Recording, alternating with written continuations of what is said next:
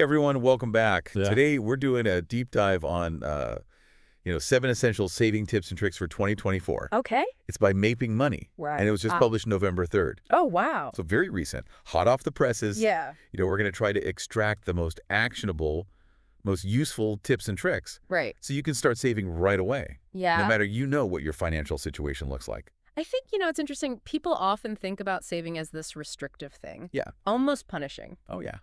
But it's really not. Right. The real magic happens when you start to see it as a path to freedom.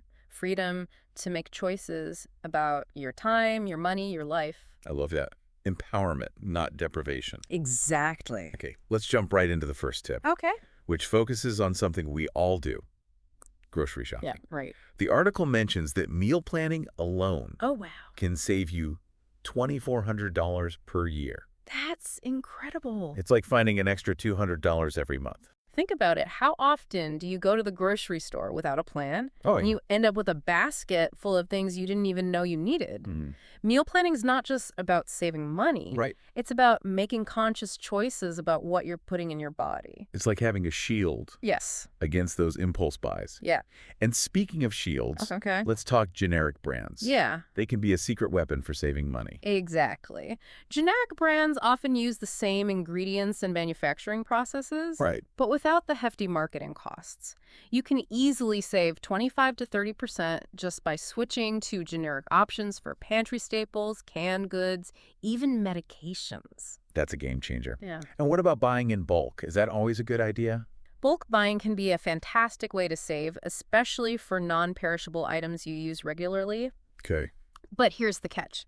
You got to do the math. Yeah. Sometimes those giant packages aren't as cost-effective as they seem. Like Always calculate the price per unit to make sure you're getting a real deal. I've definitely fallen into that trap Yeah. of assuming bigger is always better. For sure. And of course, we can't forget about coupons Yes. and those awesome grocery discount apps. Absolutely. Digital coupons and cashback offers can add up quickly, especially if you stack them with store sales and loyalty programs. Okay, so we've conquered the grocery store. Now let's face the elephant in the room, housing costs. Okay. The article highlights that average rent for a one-bedroom apartment is now over $1,500. Yeah, it's tough. That's a serious chunk of change. Rent prices are a real pain point for so many people right now. It's a complex issue driven by factors like limited housing supply, rising interest rates, and increased demand. So what can we do about it? Are we just stuck? Not necessarily. You have more control than you think. Right. First, think outside the box when it comes to location. Explore a slightly less trendy neighborhood that still offers what you need. Right. Maybe you could even consider a shorter commute in exchange for lower rent. Sometimes a change of scenery can do wonders. It can. And let's not forget about the power of roommates. Sharing living space isn't just for college students. Right. Having roommates can significantly reduce your monthly expenses. Mm. Plus, you're splitting more than just rent, utilities, internet, even grocery costs if you decide to cook together. That's a great point. It's about being creative and open to new possibilities. And here's a tip I wish I had known sooner. Don't be afraid to negotiate with your landlord, Yeah. especially if you have a solid payment history. Many people assume rent prices are fixed, but that's not always the case. Interesting. Landlords are often more open to negotiation than you might think, especially in a competitive rental market. So it never hurts to ask. It never hurts to ask. Now, while we're on the topic of housing, let's not forget about home insurance. Right. The article mentions that shopping around for different providers can save you between 5 and 25% on your premiums. It's amazing how much rates can vary. Just like with any other service, it's essential to compare quotes from multiple insurers. Bundling policies can often lead to additional savings. Yes. And it's worth asking about any discounts you might be eligible for, things like security systems, good driving records. Exactly. Okay, so we've tackled groceries, housing, and insurance. Now let's move on to another area where we can make a big impact, our energy consumption. Okay. The article highlights the incredible energy efficiency of LED light bulbs, claiming they can cut electricity use by up to 75%. LED technology has come a long way. Yeah. They use a fraction of the energy of traditional incandescent bulbs and last significantly longer, saving you money on replacement. Plus, they come in a variety of colors and styles to fit any decor. Absolute. So it's a win-win for your wallet and your aesthetics. What are some other ways we can be smarter about our energy usage? Well, think about your thermostat. Do you really need to heat or cool your entire house when you're not even there? Right. Programmable thermostats allow you to set schedules and adjust temperatures automatically, Oh, that's pretty cool. saving you 10 to 30% on your heating and cooling costs. That's brilliant.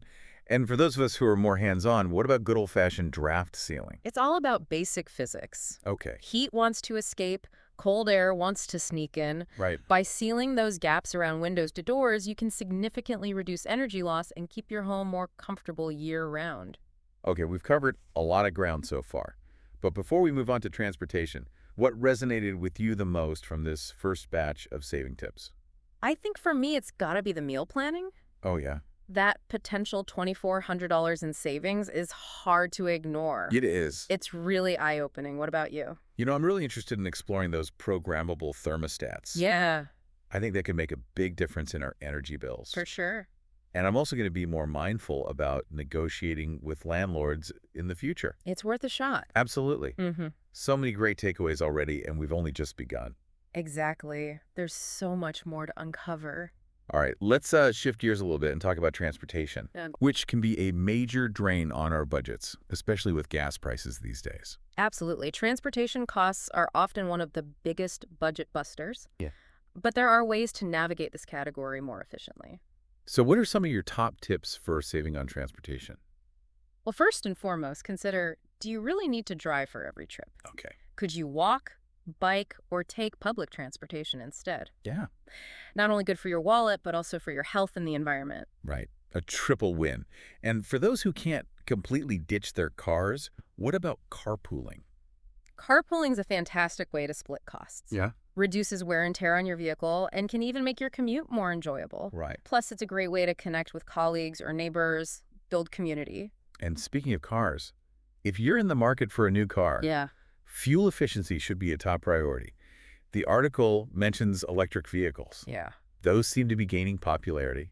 Electric vehicles are becoming increasingly affordable and practical, and they can save you a significant amount of money on fuel costs in the long run. Right. Plus, they're incredibly fun to drive. And let's not forget about the environmental benefits. Oh, absolutely huge. But even if you're not ready to go fully electric, there are plenty of fuel-efficient gasoline-powered cars available as well. Absolutely. Look for cars with high MPG ratings and consider downsizing if you don't need a large vehicle. Right. Sometimes a smaller, more fuel-efficient car can meet your needs just as well, if not better. And for those of us who are sticking with our older vehicles, Yeah. regular maintenance is key. Absolutely. Preventative care can save you a lot of money on costly repairs down the line. Think of it this way. Regular oil changes, tire rotations, fluid checks, they're like giving your car a spa day. Yeah. It keeps everything running smoothly and prevents those little issues from turning into big, expensive problems. Okay, we've covered a lot of practical tips for saving. You know, on everyday expenses, groceries, housing, transportation. But now I want to talk about the bigger picture, Okay. mastering our budgets. The article mentions the 50-30-20 rule, Right. which seems like a great starting point. The 50-30-20 rule is a simple but effective framework for allocating your income. Okay. You aim to spend 50% of your after-tax income on essential expenses, 30% on discretionary spending, and 20% on savings and debt repayment. That sounds pretty straightforward, but how can we make this rule work for, our individual needs? Well, first, it's important to define what essential and discretionary mean to you. Essentials are the non-negotiables, like housing, food, transportation, and utilities. Discretionary spending is everything else. Things that bring you joy but aren't strictly necessary for survival. So that could include things like dining out, Yes. entertainment, travel, Hobbies, even. that fancy latte you treat yourself to on Mondays. Exactly. It's about finding a balance that allows you to enjoy life while still staying on track. And remember, these percentages are just guidelines. Yeah. You can adjust them based on your priorities and circumstances. Flexibility is key. Yes. And the article mentions budgeting apps, Yes. which seem like a great way to track our spending, see where our money is going. Budgeting apps can be incredibly helpful tools for visualizing your spending patterns and identifying areas where you might be able to cut back. And for those of us who prefer a more hands-on approach, Okay. what about the good old envelope method? I remember my grandmother used to swear by it. The envelope method's a classic for a reason. It's a great way to visually see how much money you have left in each category and prevent overspending. Yeah. You literally allocate cash to different envelopes Yeah. labeled for specific categories. Like food or... Exactly. And once the cash is gone, that's it for that category until the next budget cycle. Okay, we've talked about groceries, housing, transportation, and even overall budgeting strategies. Yeah. But let's be real. Life isn't all about scrimping and saving. Right. We need to have some fun, too. Absolutely. This isn't about depriving yourself or living a life of austerity. It's about being mindful of your spending and finding creative ways to enjoy life's simple pleasures. So what are some of your favorite tips for having fun on a budget? First, take a hard look at your subscriptions. Okay. The average person spends over $200 a month on subscriptions. Wow. Many of those subscriptions go unused or forgotten. Do you really need all those streaming services, magazine subscriptions, or gym memberships? I think we've all been guilty of subscription fatigue at some point. Right. Those recurring charges can really add up. Make it a habit to review your subscriptions regularly and cancel anything that's no longer serving you. Yeah, it's like decluttering your digital life. And once you've freed up some cash flow, you can explore all sorts of fun and affordable activities. Absolutely. Embrace the free and low-cost options in your community. Check out local events, festivals, concerts in the park, and free museum days. Yep. Consider hosting potlucks with friends instead of going out to restaurants. Oh, wait! Not only is it cheaper, but it's a great way to connect and spend quality time together. And let's not forget about our local libraries. Yes, libraries are truly hidden gems. They offer so much more than just books these days. So much more. You can borrow movies, music, audiobooks, and even get access to online learning platforms. Many libraries even offer free or discounted tickets to local attractions and events, so be sure to check those out. Okay, we've covered a lot of ground in this deep dive, from grocery shopping to home insurance to even, mindset shifts. It's been a whirlwind. It's all about empowering ourselves with knowledge, tools, and a positive mindset. Couldn't have said it better myself. But before we wrap up, part 2 of this deep dive, what's resonated with you the most so far? What's resonated with me the most? I think the importance of checking those subscriptions. Yeah. It's something we often overlook, but it can make a real difference in our monthly spending. How about you? Yeah, for me, it's the reminder about the power of negotiating. Whether it's with landlords or even service providers, we often have more leverage than we think. Yeah, that's a great point. So many valuable insights to take away from this deep dive. Welcome back to our deep dive on saving tips and tricks. I'm feeling really motivated after all these great insights. Yeah, it's incredible what we can achieve, when we shift our mindset and start viewing saving as an investment, in our future and our well-being. Absolutely. And speaking of investments, the article touches on the importance of insurance. Okay. It can feel like a bit of a dry topic, but it's crucial for protecting ourselves. Insurance often gets overlooked, but it's really vital, for our overall financial health. It's all about managing risk and having that safety net in case something unexpected happens. So what are some key things we should keep in mind when it comes to insurance? Well, first, make sure you have adequate coverage for your needs. This includes health insurance, auto insurance, home insurance, potentially even life insurance or disability insurance, depending on your circumstances. Right. It's easy to feel overwhelmed by all the different types of insurance, but how do we know what we really need? Yeah, it's a lot. Start by evaluating your existing coverage and make sure it aligns with your current lifestyle. So, for example, if you've recently purchased a home, you want to make sure you have enough homeowners insurance. And the article mentions that shopping around for insurance can save you a significant amount of money. Oh, yeah. You wouldn't believe how much rates can vary between different insurance providers. It's definitely worth getting quotes from multiple companies to compare. It's like shopping for anything else. Yeah, exactly. You want to make sure you're getting the best value. And bundling policies like combining home and auto can often lead to discounts. Bundling is a great way to streamline and potentially save money. And don't be afraid to ask about other discounts you might be eligible for, like safe driving discounts or loyalty discounts. It's all about being proactive. Yeah. Now I want to shift gears a little to talk about something that I think often gets overlooked when we discuss personal finance. Okay. Our mindset. Right.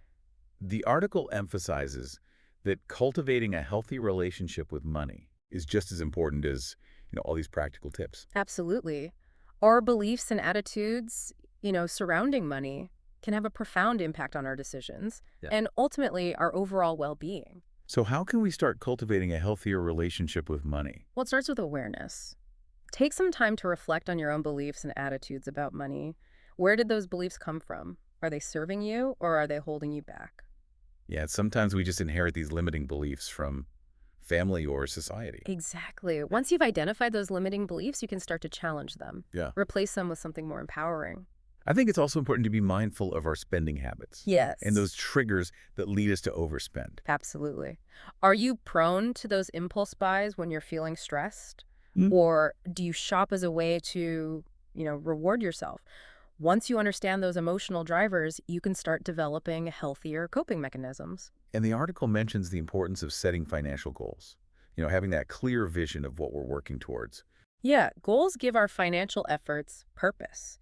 Whether it's saving for a down payment on a house, paying off debt, or building a retirement nest egg, having those specific goals can help us stay focused. It's like having a destination in mind when you set out on a journey. Exactly. And remember to break down your goals into smaller steps. Right. This makes them feel less daunting, and you can celebrate your progress along the way.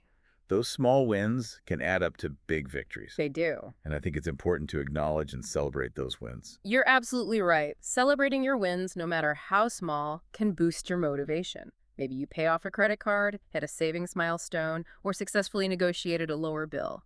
Take the time to acknowledge those accomplishments. It's like giving yourself a pat on the back. It is. And I think it's also important to remember that financial well-being is a journey, Mm. not a destination. Right. It's about finding that balance that works for you and allows you to live a life that feels good, financially secure and personally fulfilling. And you don't have to do this alone. There are so many resources available, from financial advisors to communities online to, even podcasts like this one. That's such an important reminder. We all need support, and there's no shame in seeking out guidance or advice. And on that note, dear listeners, we've reached the end of our deep dive into saving tips and tricks for 2024. We hope you found this episode, informative, inspiring, and empowering. Yeah, remember, you have the power to shape your financial future. It might not always be easy, but with a little effort, you can achieve your goals and create a life of abundance. So as we wrap up, we want to leave you with a final thought. What's one small step you can take today to, start saving or improving your financial well-being? Yeah, think about it. Talk about it with a friend. And most importantly, take action. Even the smallest step can make a difference. It can. Thanks for joining us, and we'll see you next time for another deep dive. See ya.